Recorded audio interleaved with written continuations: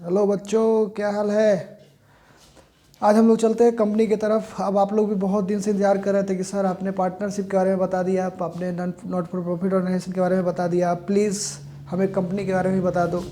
ठीक है बच्चों, आज हम लोग कंपनी के बारे में भी डिस्कस करेंगे, लेकिन एक बात ध्यान में रखेंगे कि ये जो वीडियो हम बना रहे हैं ये थोरो आपको फुल प्रूफ नॉलेज नहीं देता है, लेकिन एक बात है कि एग्ज़ाम के पॉइंट ऑफ व्यू से आप इसमें एक अच्छे मार्क्स लेके आने के लिए जो पहले पढ़ चुके हैं उनको रिवाइज़ करवाने के पर्पज़ से मैं ये वीडियो डालता हूँ। तो आप लोग इसको पढ़ें और फिर अपने आप को सहायता दें एग्ज़ाम की तैयारी में। हाँ, ये बात का विश्वास दिलाता हूँ कि अगर आप इसको पढ़ लेंगे, सुन लेंगे, तो 1 डे बिफोर एग्ज़ाम के आपको बहुत हेल्प मिलेगा एग्ज़ाम देने के टाइम में। तो आइए बिना कुछ बात किए हुए आगे बढ़ते हैं दोस्तों। सबसे पहला क्वेश्चन आपसे हो सकता है कि कंपनी किसे कहते हैं। तो आज जान लीजिए, कंपनी का मतलब होता है एक ऐसा ऑर्गेनाइजेशन, एक ऐसा संस्था जिसका जो कंपनी एक्ट के तहत रजिस्टर्ड हो चुका होगा या इनकॉर्पोरेट किया गया होगा अंडर कंपनी एक्ट 2013, और इससे पहले जो भी कंपनी का प्रीवियस लॉ था उसके अंतर्गत, तो इसे हम क्या बोल देंगे, कंपनी बोल देंगे।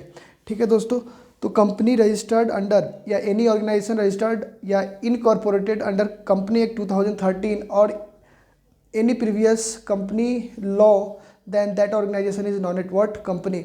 और कंपनी के कुछ फीचर्स होते हैं कि कंपनी किसे बोलते हैं। तो अगर किसी ऑर्गेनाइजेशन में अगर आपको लगे ना कि ये सारे फीचर्स अवेलेबल है तो आप उसे कंपनी बोल देना। सबसे पहला जो फीचर्स होते हैं इसके पास, क्या ये एक आर्टिफिशियल पर्सन है, company is an artificial person. दूसरा क्या होता है कि कंपनी के पास कॉमन सील होते हैं, मतलब अपना एक हस्ताक्षर करने के लिए मुहर होता है। फिर कंपनी का जो लाइबिलिटीज़ है वो क्या होते हैं, जो उसके मेंबर्स होते हैं ना कंपनी के, उसके लाइबिलिटीज़ क्या होते हैं, लिमिटेड होते हैं। उसके बाद आप ये बोल सकते हैं कि कंपनी जो है वो सेपरेट होता है उसके मेंबर से, है ना। तो इसके अपने पृथक वैधानिक अस्तित्व होते हैं। इसकी जो उत्पत्ति होती है वो कानून के द्वारा होती है और इसके समापन भी किसके द्वारा होती है, कानून के द्वारा होती है। अगर ये सारे फीचर्स आपको ध्यान में लगे ना कि ये ऑर्गेनाइजेशन में ये सारे फीचर्स हैं, देन आप बोल सकते हैं कि this is called what, company. और दोस्तों एक और बात है, समझो, हमने इसको, इसके जो फीचर्स है, मेरे फीचर्स है, उसको एक ड्रॉ किया है एक तरीके से, जिसका नाम क्या है, टॉप क्लास, TOPCLAS। ठीक है, अगर टॉप क्लास का नेचर अगर आपको सिग्निफाइज हो जाता है तो आप समझना कि ये कंपनी है। तो T4 ट्रांसफरेबिलिटी ऑफ शेयर, अगर कोई कंपनी अपने शेयर को ट्रांसफ़र कर सकता है, हस्तांतरित कर सकता है पब्लिक के बीच या अपने मेंबर्स के बीच, तो आप समझना ये कंपनी है। दूसरा T4 हो गया ट्रांसफरेबिलिटी ऑफ शेयर। दूसरा क्या होता है, O4 हो जाएगा, ऑब्जेक्ट होता है इसका प्रॉफिट अर्न करना। ठीक है, P फॉर परपेचुअल सक्सेसर, मतलब किसी भी संस्था के सदस्य इसका कोई लेना देना नहीं होता है, तो TOP। उसके बाद क्या होता है, टॉप क्लास बोला था हमने, तो C फॉर हो जाएगा कॉमन सील, कंपनी के पास कॉमन सील होता है। उसके बाद L4 हो जाएगा लिमिटेड लाइबिलिटीज़ ऑफ मेंबर। ठीक है, तो TOPCL limited liability of members बता दिए थे। उसके बाद A फॉर आर्टिफिशियल पर्सन, और उसके बाद S फॉर हो जाता है सेपरेट लीगल एंटिटी। ठीक है ना। तो इस तरीके से आप टॉप क्लास का आप नोट भी कर सकते हैं, पीछे रोक के और ठीक से सुन के इसको लिख सकते हैं कि टॉप क्लास का अगर कोई भी फीचर्स अवेलेबल हो किसी भी ऑर्गेनाइजेशन में तो उसे आप क्या बोल देंगे दोस्तों, कंपनी बोल देंगे। अब आते हैं मॉडल टेस्ट पेपर के क्वेश्चन को देखते हुए हम लोग समझेंगे। यहाँ पे बोल रहा है कंपनी से आप क्या समझते हैं। यहाँ देखो साफ साफ बोल रहा है कंपनी एक वैधानिक संस्था है जिसका निर्माण प्रॉफिट कमाने के लिए होता है और इसके सदस्यों का जो दायित्व है साधारणतः क्या होता है, सीमित होता है। वही सब बात बोल रहा है। उसका दूसरा क्वेश्चन भी आप देख सकते हैं, कंपनी की कोई 4 विशेषता बताए, तो आप याद करें ना, वही टॉप क्लास में से 4 कोई भी लिख के दे देंगे। विदेशी कंपनी आपसे पूछ रहा है व्हाट इज़ फॉरेन कंपनी, याद रखना कोई भी ऐसा कंपनी जो इनकॉर्पोरेटेड है फॉरेन में लेकिन काम कर रही है अपने कंट्री में, इंडिया में, तो उसे हम क्या बोल देंगे, फॉरेन कंपनी बोलेंगे। एक क्वेश्चन है आपसे कि सरकारी कंपनी क्या बोलते हैं। तो देखो कोई भी ऐसा ऑर्गेनाइजेशन जिसमें सरकार ने अपने लिए 51% का शेयर खरीद रखा है, या ऐसे बोलो कि उस कंपनी में सरकार की जो भागीदारी है वो 51% है या 51% से ऊपर है, तो वैसे कंपनी को कौन सा कंपनी बोलेंगे, सरकारी कंपनी बोलेंगे। क्वेश्चन पूछा जा रहा है आपसे, निजी कंपनी किसे बोलते हैं, प्राइवेट कंपनी किसे बोलते हैं। तो प्राइवेट कंपनी का आप डिफिनीशन ऐसे लिखना, कोई भी ऐसा कंपनी जिसके नाम के आगे, जिसके नाम के पीछे प्राइवेट लिमिटेड वर्ड लगता हो। दूसरा क्या, इसके मैक्सिमम मेंबर्स जो हो सकते हैं कंपनी के वो 200 हो सकते हैं। तीसरा क्या, इसके जो मिनिमम मेंबर्स जो हो सकते हैं वो 2 हो सकते हैं, है ना। उसके बाद ये अपने शेयर को ट्रांसफ़र नहीं कर सकते हैं। देखो शेयर को ट्रांसफ़र नहीं कर सकते मतलब सर तो कंपनी नहीं बनी, समझो ये प्राइवेट कंपनी ना अपने शेयर को अपने मेंबर्स के बीच, एम्प्लॉयर्स के बीच ट्रांसफ़र कर सकते हैं, लेकिन पब्लिक के बीच ट्रांसफ़र नहीं कर सकते। तो आप ये लिख सकते हैं प्राइवेट कंपनी जो अपने शेयर को क्या कर सकते हैं, ट्रांसफ़र नहीं कर सकते, उसे प्राइवेट कंपनी मतलब निजी कंपनी बोला जाता है। नेक्स्ट क्वेश्चन आपसे पूछा जा रहा है समता अंश किसे बोलते हैं। तो देखो जो कंपनी के ऑनर्स माने जाते हैं ना, जो कंपनी के ऑनर्स माने, सबसे पहले तो शेयर होल्डर जो होते हैं कंपनी के, जो शेयर लगाते हैं कंपनी में, उसे मालिक माना जाता है, ठीक ना, ऑनर माना जाता है ऑफ द कंपनी। लेकिन अब आप एक क्वेश्चन पूछा जा रहा है कि समता अंश किसे बोलते हैं।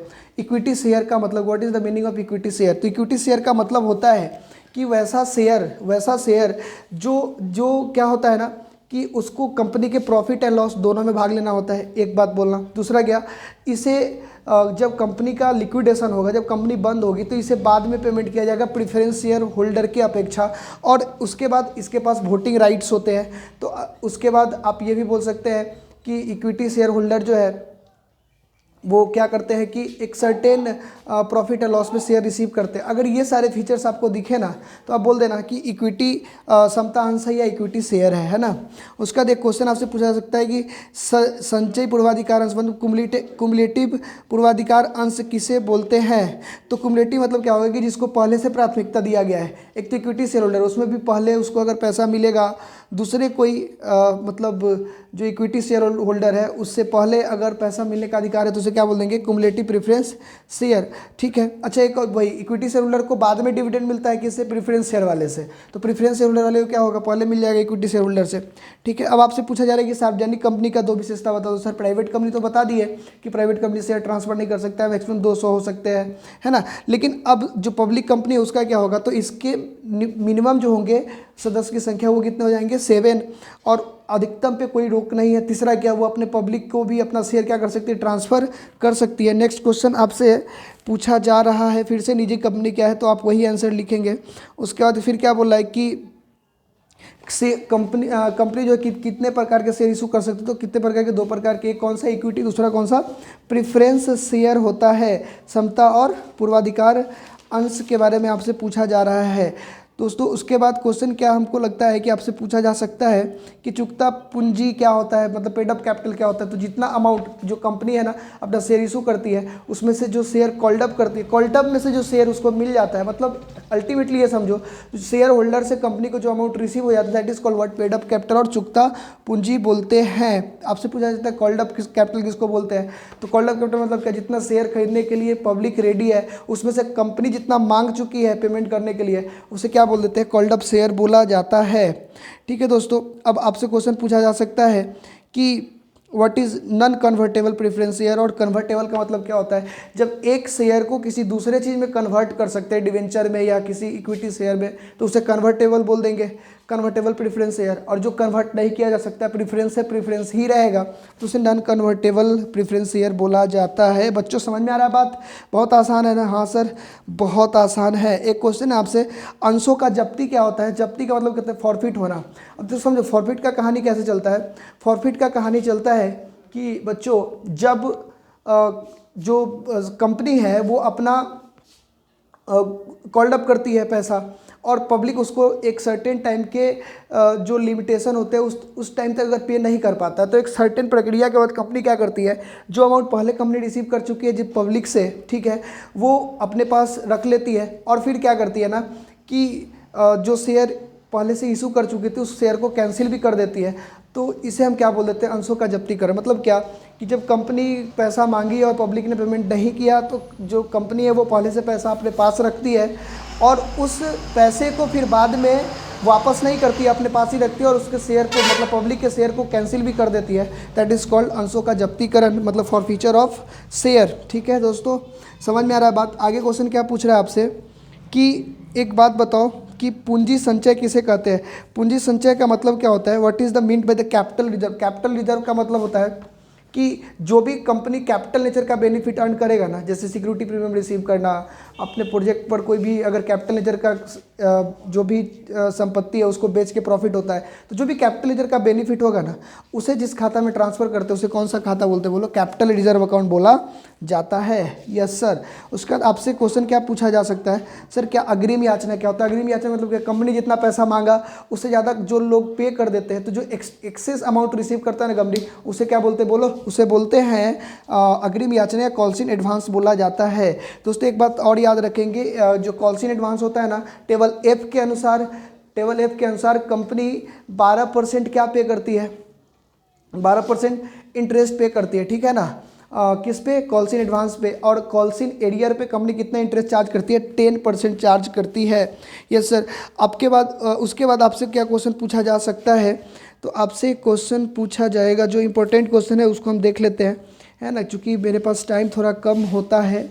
और टाइम मत कहिए, कुछ जो टेक्निकल प्रॉब्लम है उसके कारण, तो कोशिश करते हैं कि जो इम्पोर्टेंट क्वेश्चन है उसको हम क्या कर सके, आपके साथ डिस्कस कर सके दोस्तों, ठीक है। तो एक क्वेश्चन है कि आपसे अगर पूछा जाए कि बताओ, क्वेश्चन हमने देखा था, सॉरी दिक्कत होने के लिए सॉरी।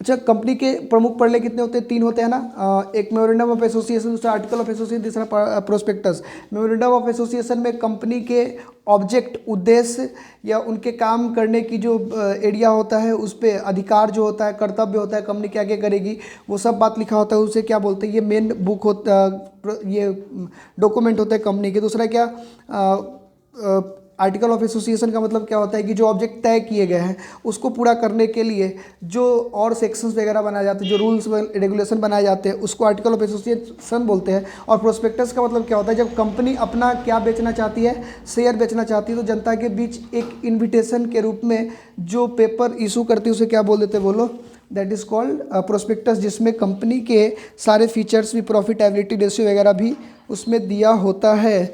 सर प्रीमियम क्या होता है, एक तो प्रीमियम का मतलब होता है जो फेस वैल्यू होता है ना, शेयर के ऊपर, उसके ऊपर जो प्राइस चार्ज किया जाता है उसे सिक्योरिटी प्रीमियम बोल देते हैं, है ना दोस्तों। अब आते हैं डिवेंचर में। डिवेंचर का मतलब क्या है कि एक ऐसा पर्पज जिससे लॉन्ग टर्म लोन रेज करने का एक और तरीका है, एक ऐसा लेटर जिसके सहायता से हम लॉन्ग टर्म लोन लेते हैं उसे क्या बोला जाता है, डिवेंचर बोला जाता है। अच्छा, जो डिवेंचर खरीदता है उसे डिवेंचर होल्डर बोलते हैं। और डिवेंचर होल्डर कंपनी के कौन होते हैं, लेनदार होते हैं, क्रेडिटर होते हैं। बात याद रखेंगे, शेयर होल्डर कंपनी के मालिक, डिवेंचर होल्डर क्या होते हैं, कंपनी के लेनदार मतलब क्रेडिटर होते हैं।